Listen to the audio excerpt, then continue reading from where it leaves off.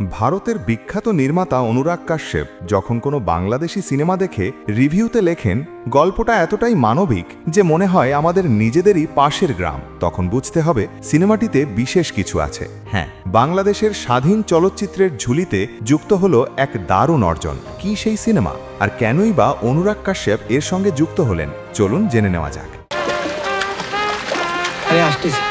আলোচিত web series শাটি cup ও সিনপাট দিয়ে দর্শকের নজর কেড়েছিলেন তরুণ নির্মাতা মোহাম্মদ তাওকির ইসলাম। তার প্রথম পূর্ণদৈর্ঘ্য চলচ্চিত্র দেলুপি গত বছরের নভেম্বরে দেশের প্রেক্ষাগৃহে মুক্তি পায়। আর এবার এই সিনেমার আন্তর্জাতিক পরিবেশনার দায়িত্ব নিতে এগিয়ে এসেছেন খোদ অনুরাগ কাশ্যপ। আন্তর্জাতিক বাজারে এখন থেকে ছবিটি মুক্তি পাবে অনুরাগ কাশ্যপ প্রেজেন্টস দেলুপি নামে।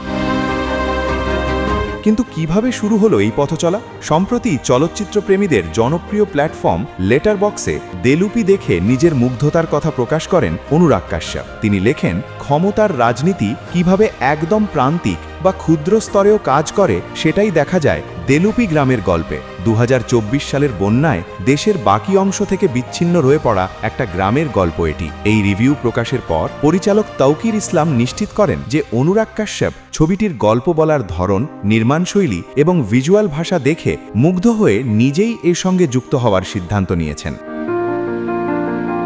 দেলুপি সিনেমার গল্পটি কিন্তু কাল্পনিক নয়, বরং বাস্তব ঘটনা থেকে অনুপ্রাণিত। 2024 সালে খুলনার দেলুটি ইউনিয়নে ভয়াবহ বন্যার পর সেখানে যান তাওকির ইসলাম। সেখানকার মানুষের জীবন সংগ্রাম, জলবায়ু পরিবর্তন, নদী ভাঙন এবং স্থানীয় রাজনীতির সমীকরণগুলোকে বাস্তবমূলমীভাবে পর্দায় ফুটিয়ে তোলা হয়েছে এই সিনেমায়। খুলনা অঞ্চলের স্থানীয় মানুষদের নিয়েই সিনেমার বেশিরভাগ শুটিং করা হয়েছে, ফলে তাদের সংলাপ এবং যাপনচিত্র পর্দায় অত্যন্ত স্বাভাবিক ও জীবন্ত রূপ পেয়েছে।